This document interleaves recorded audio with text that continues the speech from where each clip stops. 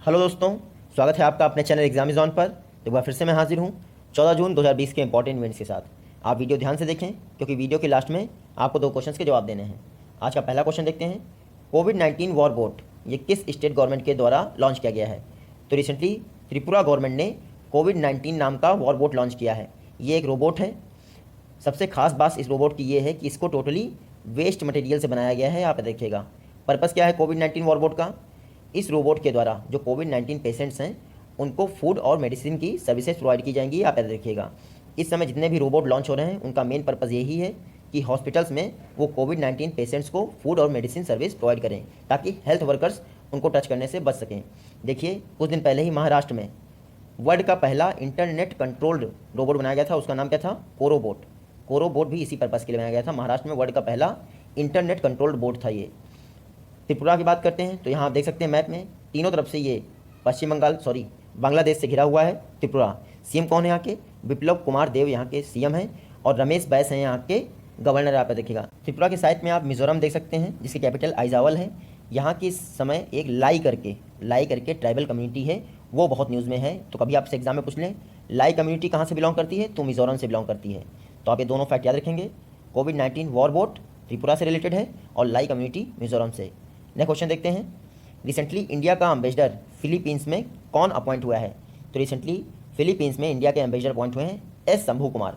आप याद रखिएगा एस शंभू कुमार को फिलीपींस में इंडिया का एम्बेसडर बनाया गया है। अभी तक ये मोरक्को में इंडिया के एम्बेसडर थे। इसके अलावा ये जो 3 नाम है, गायत्री कुमार यूके में इंडिया की हाई कमिश्नर अपॉइंट हुए हैं, मैंने बता दिया है आपको पहले ही। राहुल श्रीवास्तव जी रिसेंटली रोमानिया में इंडिया के जो है एम्बेसडर अपॉइंट हुए, मैंने आपको बता रखा है। मोनिका मोहता जी कुछ दिन पहले ही स्विट्जरलैंड में इंडिया के एम्बेसडर अपॉइंट हुई हैं। तो ये चारों नाम आप याद रखिएगा। रिसेंटली फिलीपींस में इंडिया के एम्बेसडर कौन अपॉइंट हुए हैं? तो एस शंभू कुमार जी। बात करते हैं फिलीपींस की कि कैपिटल इसकी क्या है? मनीला, सभी को पता होगा। रिसेंटली यहाँ पर जो रमन मैग्सेसे अवार्ड थे जिसको एशिया का नोबल कहा जाता है उनको कैंसिल कर दिया गया है कोविड-19 की वजह से। मनीला के प्रेसिडेंट कौन है? तो रोड्रिगो ड्यूटर्ते यहाँ के प्रेसिडेंट हैं और कैपिटल मैंने आपको बता दी मनीला। नेक्स्ट क्वेश्चन देखते हैं। रिसेंटली जो मर्सर के द्वारा एनुअल कॉस्ट लिविंग सर्वे जारी किया गया है, आपको बताना है इंडिया की सबसे ज़्यादा कॉस्टली सिटी उसमें कौन है।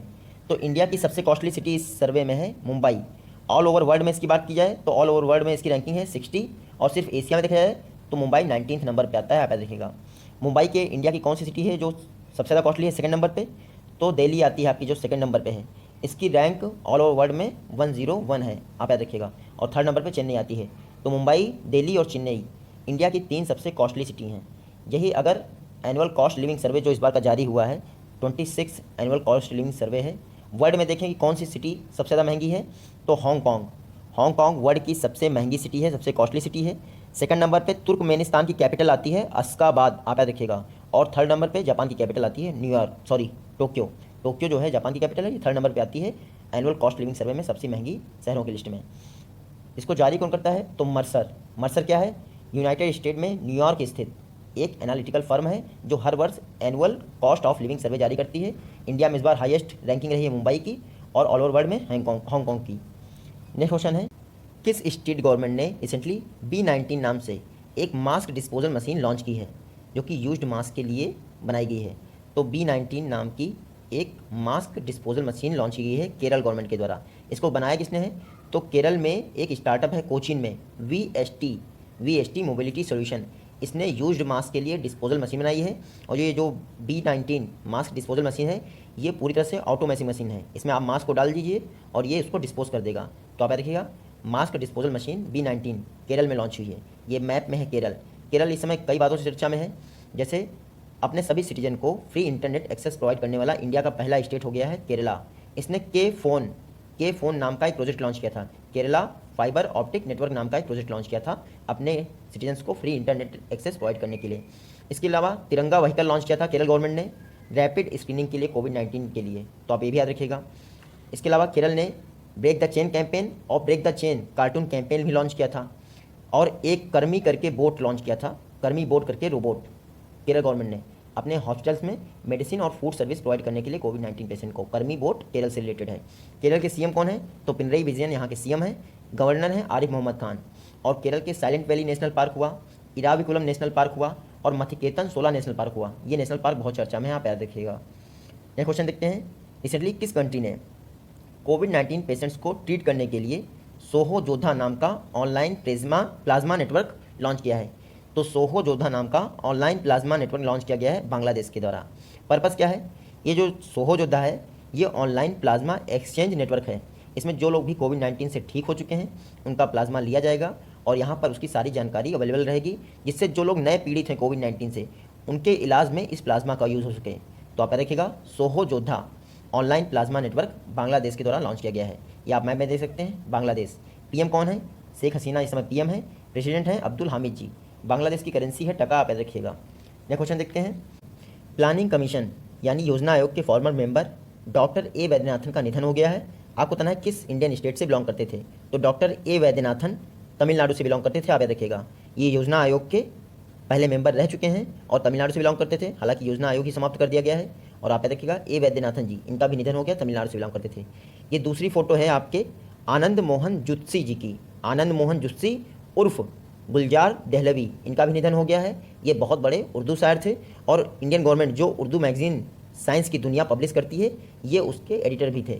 तो आनंद मोहन जुत्सी जी, जिनका दूसरा नाम है गुलजार दहलवी, और ये ए वैद्यनाथन, दोनों लोगों का निधन हो गया है। आप याद रखिएगा। नेक्स्ट क्वेश्चन है, किस स्टेट ने रिसेंटली आई फ्लोज लॉन्च किया है? आई फ्लोज मतलब इंटीग्रेटेड फ्लड वार्निंग सिस्टम। तो रिसेंटली महाराष्ट्र सरकार ने मुंबई के लिए आई फ्लोज लॉन्च किया है। ये किसी भी समय बाढ़ की रियल टाइम प्रिडिक्शन करके वार्निंग दे देगा ताकि उसके लिए अरेंजमेंट किया सके मुंबई में। तो आप याद रखिएगा, महाराष्ट्र गवर्नमेंट ने मुंबई के लिए आई फ्लोज नाम का एक फ्लड वार्निंग सिस्टम लॉन्च किया है। यह है मैप में महाराष्ट्र इस समय इसलिए भी चर्चा में है कि इसने अपनी इन्वायरमेंट मिनिस्ट्री का नाम चेंज कर दिया है और वापस इसका नाम रखा है environment and climate change ministry. तो ये भी आप याद रखिएगा। इससे पहले गुजरात, यूपी और हरियाणा भी ऐसा कर चुके थे। अब महाराष्ट्र की इन्वायरमेंट मिनिस्ट्री का नाम क्या होगा? Environment and climate change ministry. तो ये दो फैक्ट रिसेंटली चर्चा में है महाराष्ट्र रिलेटेड। इसके अलावा महाराष्ट्र को जल जीवन मिशन के अंतर्गत 1829 करोड़ यानी 1829 करोड़ भी दिए गए हैं जल जीवन मिशन को इम्प्लीमेंट करने के लिए। महाराष्ट्र की बात करें तो सीएम कौन है यहाँ के? सीएम है उद्धव ठाकरे जी। गवर्नर है भगत सिंह कोश्यारी जी। आप याद रखिएगा। रिसेंटली महाराष्ट्र के जो हाई कोर्ट है बॉम्बे हाई कोर्ट, उसके चीफ जस्टिस कौन बने हैं? तो दीपांकर दत्ता। ये सारे फैक्ट इंपॉर्टेंट थे महाराष्ट्र से, आप याद रखिएगा। नेक्स्ट क्वेश्चन है, USFDA यानी United state food and drug administration system, इसने सेमग्ली नाम का एक इंसुलिन इंजेक्शन अप्रूव कर दिया है जो ब्लड शुगर को कंट्रोल करता है। आपको बताना है सेमग्ली इंजेक्शन को किसने डेवलप किया है? तो इसको इंडिया में बायोकॉन फार्मास्यूटिकल ने डेवलप किया है। इसमें इनकी हेल्प की है मिलान नाम की एक कंपनी ने। तो बायोकॉन फार्मास्यूटिकल और मिलान ने साथ में मिलकर डेवलप किया है सेमग्ली नाम का एक इंसुलिन इंजेक्शन। ये ब्लड में शुगर की मात्रा को कंट्रोल रखता है। रिसेंटली USFDA यानी United state food and drug administration department ने इसका अप्रूवल दे दिया है। बात करें अगर बायोकॉन फार्मास्यूटिकल लिमिटेड की, तो इस समय ये बहुत चर्चा में है। इसका हेडक्वार्टर कहाँ है? बेंगलुरु में इसका हेडक्वार्टर है। चेयरपर्सन जो इसकी हैं, फाउंडर एंड चेयरपर्सन किरण मजूमदार शॉ, उनको रिसेंटली अर्नेस्ट एंड यंग द्वारा world entrepreneur of the year का अवार्ड भी मिल गया है। तो आप ये देखिएगा, सेमग्ली नाम का एक इंसुलिन इंजेक्शन बायो फार्मास्यूटिकल, ये बायोकॉन फार्मास्यूटिकल और मिलान ने साथ में डेवलप किया है, जिसको USFDA ने अप्रूवल दे दिया है। नेक्स्ट क्वेश्चन है, रिसेंटली ईस्टर्न नेवल कमांड के चीफ कौन अपॉइंट हुए हैं? तो ईस्टर्न नेवल कमांड जिसका हेडक्वार्टर है विशाखापट्टनम में, उसके चीफ अपॉइंट हुए हैं विश्वदास गुप्ता जी। ये हैं विश्वदास गुप्ता जी। इन्होंने किसकी जगह ली है? तो SN घोरमड़े जी की जगह ली है इन्होंने। देखिए इंडियन नेवी में टोटल 3 नेवल कमांड हैं। एक जो चौथा नेवल कमांड है वो इंडियन नेवी का नहीं है, वो ट्राई सर्विस नेवल कमांड है। वो कहाँ है? अंडमान निकोबार में। ये है चौथा नेवल कमांड। लेकिन हमेशा एग्जाम में आप याद रखिएगा, जब भी क्वेश्चन में आए कि इंडियन नेवी के कितने नेवल कमांड हैं, तो 3 हैं, आप याद रखिएगा। पहला कौन सा है? मुंबई के, जो आपका मुंबई में है वहाँ पे है, वेस्टर्न नेवल कमांड कहते हैं। जो सदर्न नेवल कमांड है वो कोचीन में केरला में, आप याद रखिएगा। और जो ईस्टर्न नेवल कमांड है वो आंध्र प्रदेश विशाखापट्टनम में। और जो आपका मैंने अभी बताया जो आपका अंडमान निकोबार में है वो ट्राई सर्विस कमांड है, सिर्फ नेवल कमांड नहीं है, इसीलिए उसका नाम इंक्लूड नहीं करते हैं नेवल कमांड के रूप में। बात करते हैं इंडियन नेवी की। इंडियन नेवी की स्थापना कब हुई थी? तो सितंबर 1612 में इंडियन नेवी की स्थापना हुई थी। हालांकि नेवी डे कब मनाते हैं? तो 4 दिसंबर को, यानी 4 दिसंबर को नेवी डे मनाया जाता है।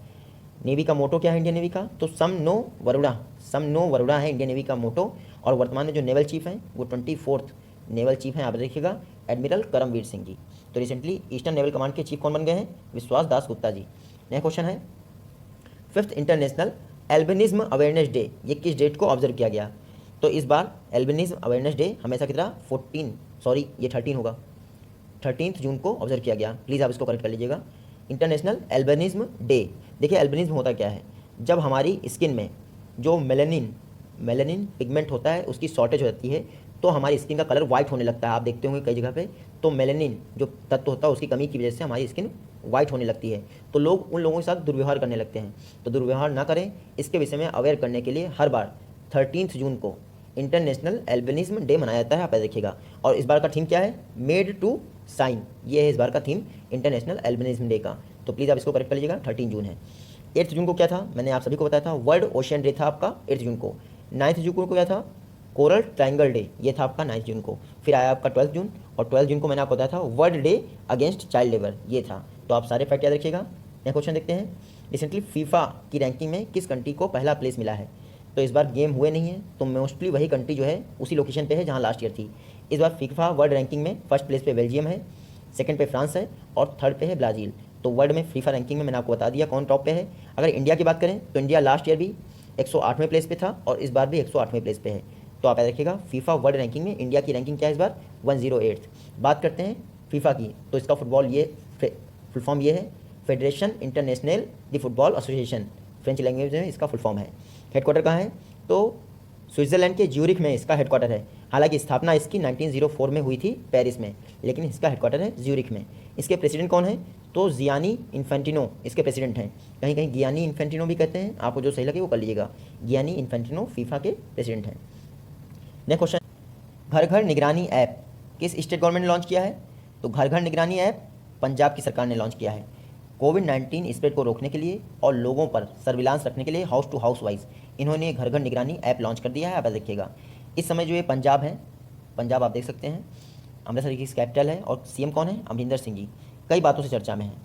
पंजाब ने लॉकडाउन लगा दिया है सैटरडे को, संडे को, और जितने भी पब्लिक हॉलीडेज़ होते हैं उन दिन पंजाब में लॉकडाउन लगेगा, और ऐसा करने वाला इंडिया का पहला स्टेट बन गया है।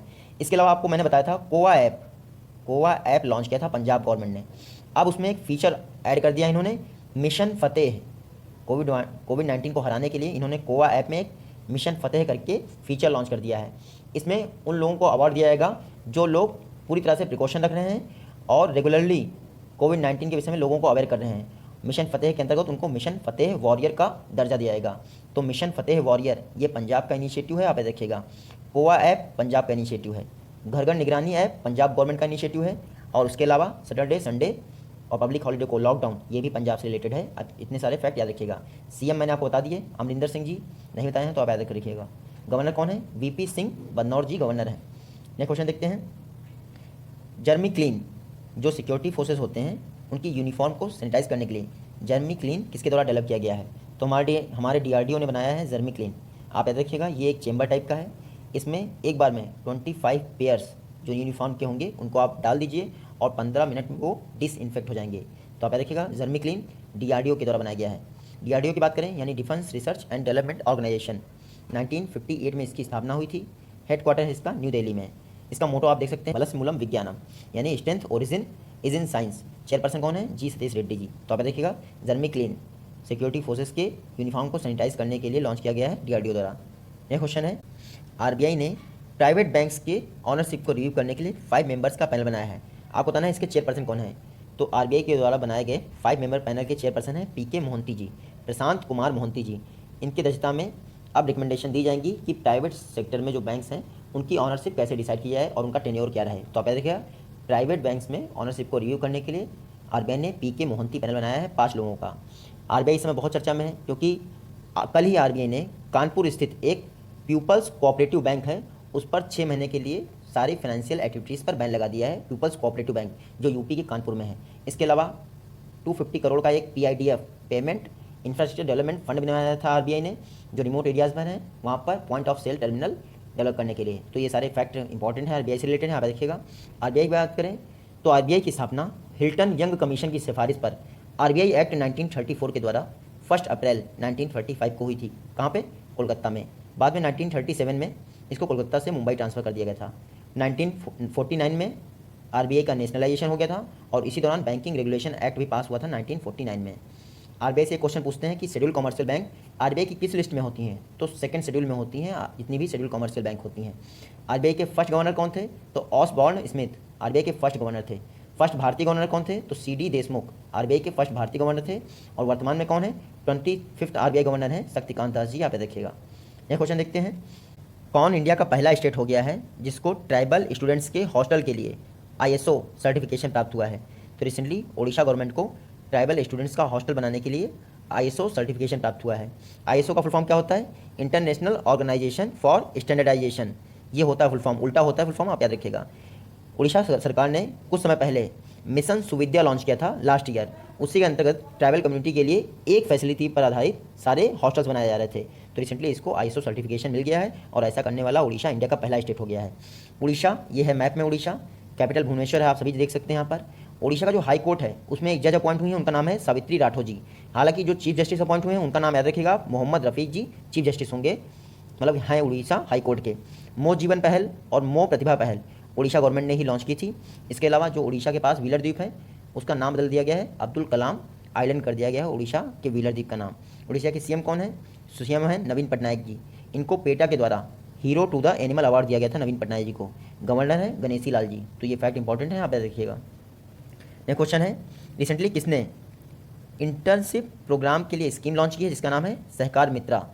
तो Sahakar Mitra scheme for internship programme launch की गई है हमारे एग्रीकल्चर मिनिस्टर नरेंद्र सिंह तोमर द्वारा। ये आप यहाँ देख सकते हैं। सहकार मित्रा स्कीम में होगा क्या?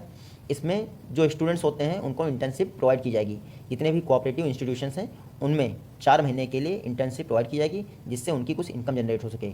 तो आप देखिएगा, सहकार मित्रा जो इंटर्नशिप स्कीम है इसको लॉन्च किया गया है नरेंद्र सिंह तोमर जी द्वारा। लेकिन कभी आपसे ये पूछ लें सहकार मित्रा इनिशिएटिव किसका है, तो इनिशिएटिव है NCDC, national cooperative development corporation. इसका इनिशिएटिव है आपका सहकार मित्रा। NCDC की बात करें तो नेशनल कोऑपरेटिव डेवलपमेंट कॉर्पोरेशन, ये एक स्टैट्यूटरी बॉडी है। 1963 में इसकी स्थापना हुई थी मिनिस्ट्री ऑफ एग्रीकल्चर के अंतर्गत। तो आप ये सारे फैक्ट याद रखेंगे। नेक्स्ट क्वेश्चन देखते हैं, वर्ल्ड का पहला कंट्री कौन सा हो गया है जिसने double stack container train high rise overhead equipment के साथ सक्सेसफुली रन कर दिया है?